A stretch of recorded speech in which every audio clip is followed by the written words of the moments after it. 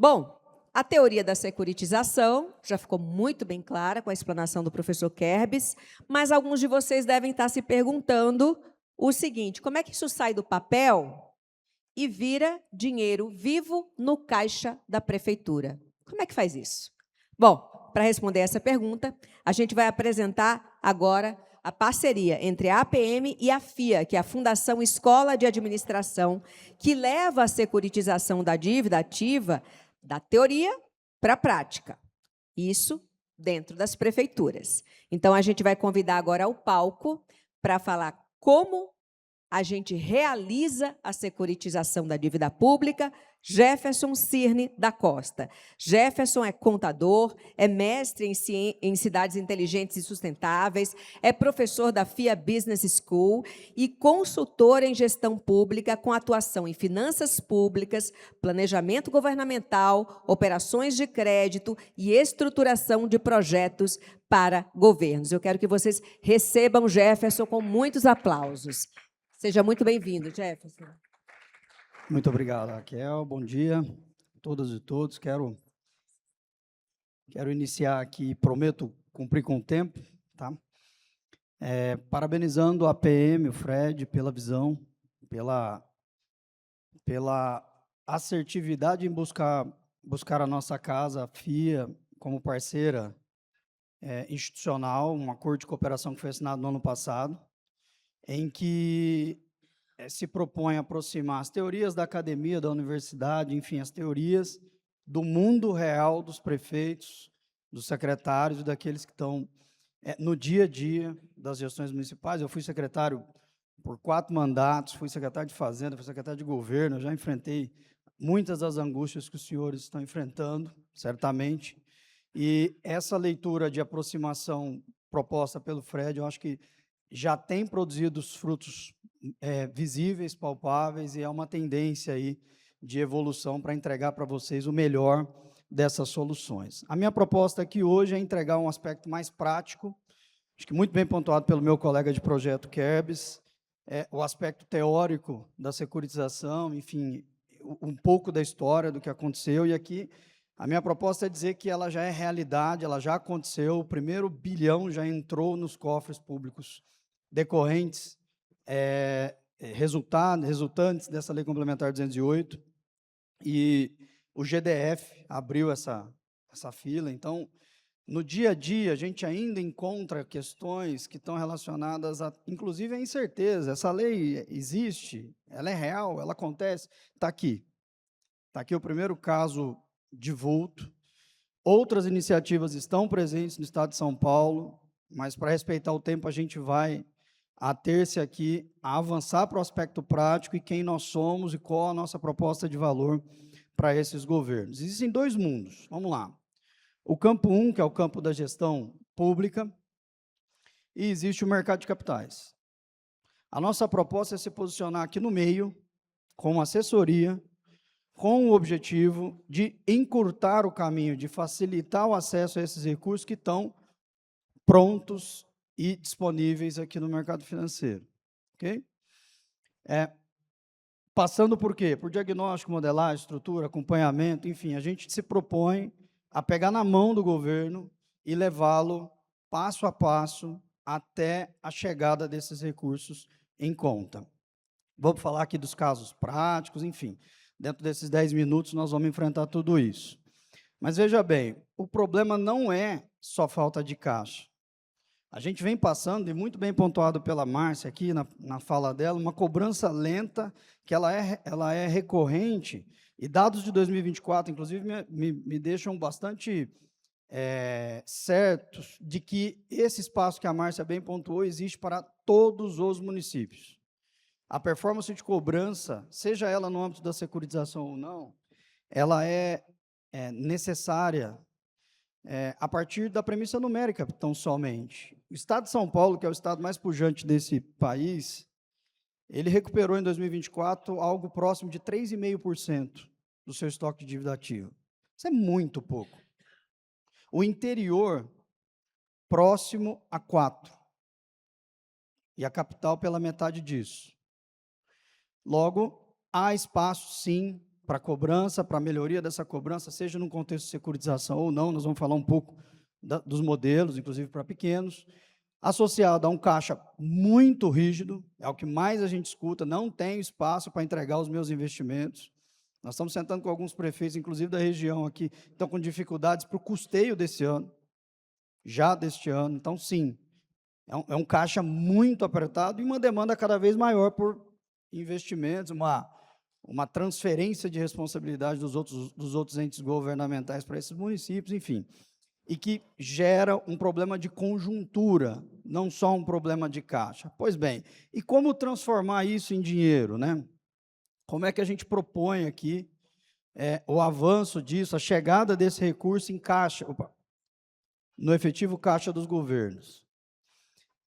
Existe uma carteira, como bem pontuado aqui pelo Kerbs, existe uma carteira que está lá posta, subutilizada, a gente estrutura a operação que vai trazer uma liquidez a essa carteira de modo planejado, programado e sustentável, seja sob o aspecto jurídico, seja sob o aspecto econômico.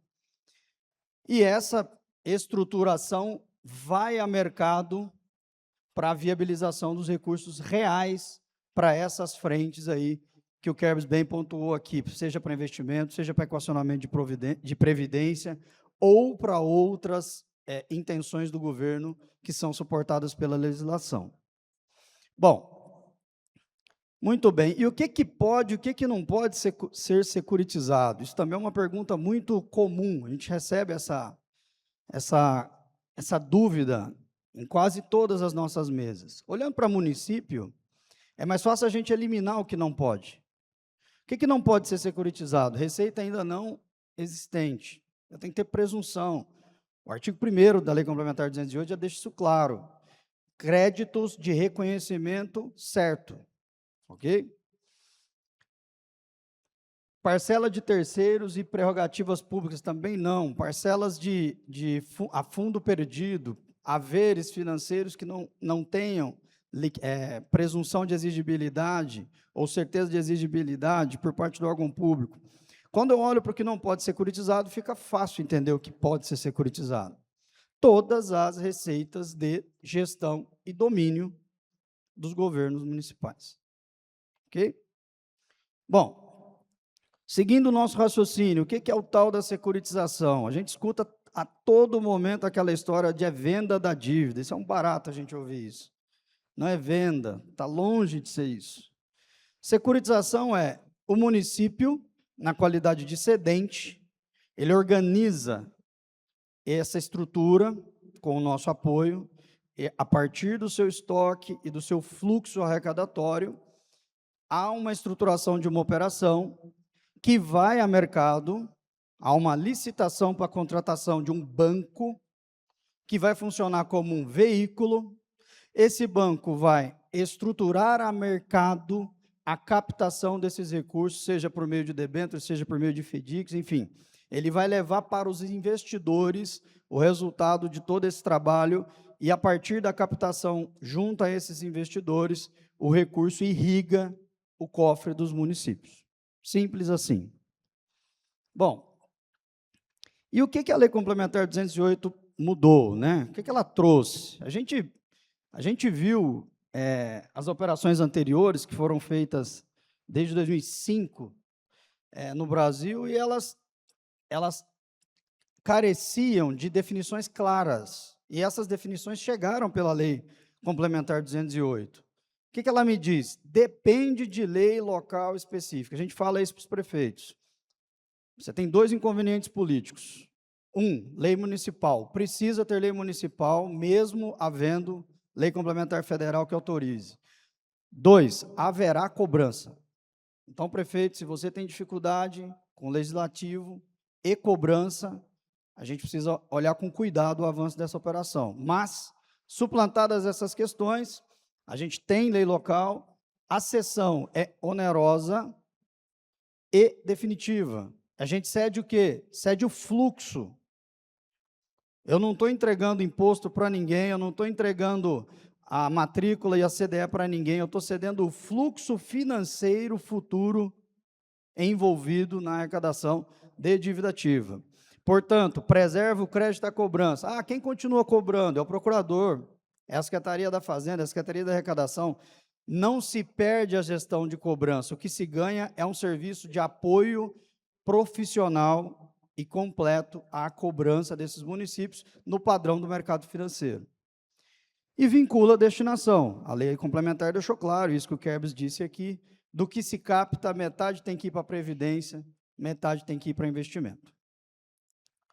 Bom, 6 perguntas antes de começar. O município vende a dívida? É claro que não, a própria lei complementar já deixa isso claro, está cheio de gente dizendo isso por aí.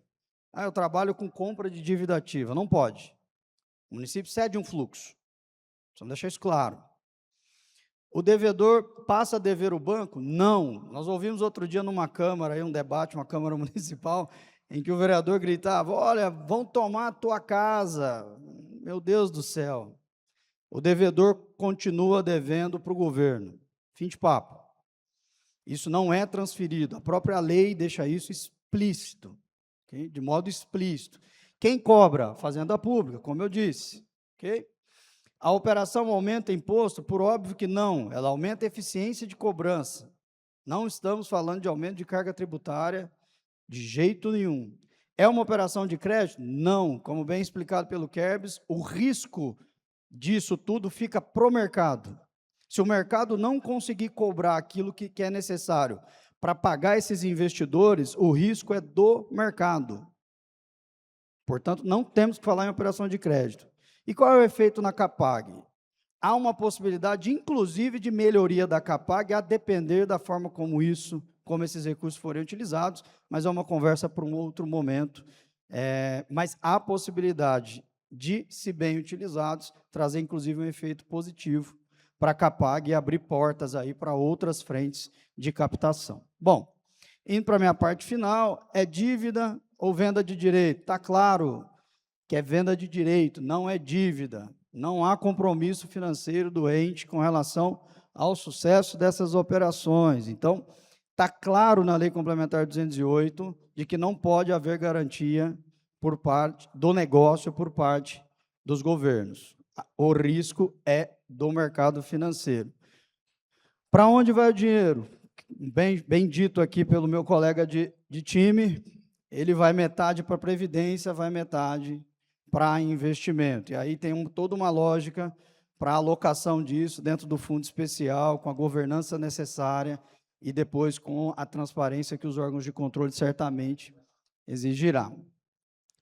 Bom, modelo simplificado da operação. Kerbs mostrou um fluxo aqui, que ele é completo, tá? Aqui eu trago uma perspectiva mais simples, do ponta a ponta, como é que ele anda. A gente começa com um diagnóstico, passa pela viabilidade do projeto, avança para a lei local, para a contratação do agente que vai estruturar, do banco, do agente do mercado financeiro. Esse banco vai estruturar essa operação, registrar os títulos na CVM e viabilizar os recursos por meio da captação junto a investidores. E efetivar um apoio efetivo à cobrança, inclusive com metas mínimas de incremento em relação ao seu fluxo atual. No nosso modelo, a gente prevê que, no mínimo, quem ganha essa licitação tem que incrementar em 50% em relação à sua história. Então, se eu arrecadava 30 milhões ano, como trazido no exemplo do Kerbs aqui na apresentação anterior, eu tenho que passar, a partir de um determinado momento, a, no mínimo, incrementar para 45 milhões. Ok? Bom, indo para a parte final, aqui a gente fala um pouco do valor que a gente propõe agregar a esses projetos. A nossa ideia é encurtar o caminho, reduzir incertezas, fazer o diálogo com os atores relevantes. Então, a gente apoia nas audiências públicas, se necessário, a gente conversa com a Câmara, a gente conversa com os secretários e com os times técnicos envolvidos. É trazer mais segurança e fluidez no processo. Nos nossos modelos, inclusive, o valor da nossa consultoria é reembolsado pelo banco a partir do momento em que ele vence a licitação. Então, a médio prazo é custo zero. Bom, e o papel da instituição financeira? O que ela faz? Quem ganha a licitação fica entre o município e o mercado de capitais. Ele ele recebe essa carteira dos governos, estrutura a operação e ele distribui a mercado, exercendo as atividades de estruturação, distribuição, administração disso e monitoramento dessa operação ao longo do tempo. Bom, indo para a parte final, prometo, aqui eu vou mostrar os casos que nós estamos tocando. Nós estamos tocando São Gonçalo do Amarante, o município do Rio Grande do Norte. A gente tem a expectativa que eles captem ainda esse ano esses valores a título de sênior, mezanino, que o Kerbs montou aqui, 60 milhões de reais de incremento. Município vizinho aqui, vizinho não, na região de Campinas, um pouquinho mais para lá, Vinhedo. Vinhedo deve captar agora, esperamos, né? Mês de outubro, mês de novembro, também já essas tranches de sênior e mezanino. O case de referência para o país é o Distrito Federal, 1 bi colocado em caixa, mais 1 bi de expectativa, pelo que o mercado diz, para esse ano ainda, completando 4 bi ao longo dos próximos anos. Portanto, diferentes projetos com diferentes níveis de maturidade. O que a gente quer dizer aqui é que dá para fazer. Dá para fazer, seja na realidade do GDF, seja na realidade dos nossos municípios. E o banco de dados, que eu queria pontuar por último, para ir para a fase final, para a etapa final da minha fala, para aqueles que queiram avançar com esse tema, questão crítica, banco de dados. Hoje, sem sombra de dúvida, é o maior desafio nosso, encontrar bancos de dados que tragam consistência das informações de dívida ativa. Nós temos um cliente que está conosco em execução, que ele não tem os dados de dívida ativa de 2 anos, não tem nada no banco de dados, é 0. Então, recomendo, a gente sugere, de largada, que se observe a qualidade desses bancos a fim de antever problemas que são críticos quando a gente começa a avançar com o projeto. Bom, dados, banco de dados organizado significa menor risco significa menor preço. Então, a qualidade de dados vai definir, em última análise, inclusive, o preço dessa operação lá a mercado. Depois da operação, é um desenho que a gente gosta de enfatizar, porque nós não estamos falando só de uma captação de recurso agora. Nós estamos falando de uma política de gestão tributária, muito cobrada pelo Tribunal de Contas do Estado de São Paulo, inclusive. Aliás, quem viu o alerta de anteontem do Tribunal de Contas, quem deve ter recebido aqui, sabe que isso está sendo cada vez mais premente. A nossa expectativa é entregar ao final do projeto um ganho de qualidade na gestão desses tributos. É mais do que antecipar recursos, é muito mais do que isso. É trazer uma cultura, quem sabe, permanente, de otimização da cobrança e de melhoria da performance desse ativo tão subrogado como é o ativo de dívida ativa. Para encerrar, uma premissa de que a securitização, portanto, é algo que transforma. Sim, dá para buscar recurso. Quando o secretário da Fazenda, o nosso esforço é por viabilizar aquilo que o prefeito precisa, aquilo que foi comprometido lá no plano de governo, e apresentamos, portanto, a securitização como uma alternativa para entrega, para viabilização desses compromissos que estão pactuados com a população. Estourei em aproximadamente 2 minutos, peço desculpas aí para a organização, mas ficamos à disposição para falar com todos vocês em relação às eventuais dúvidas. Obrigado, gente.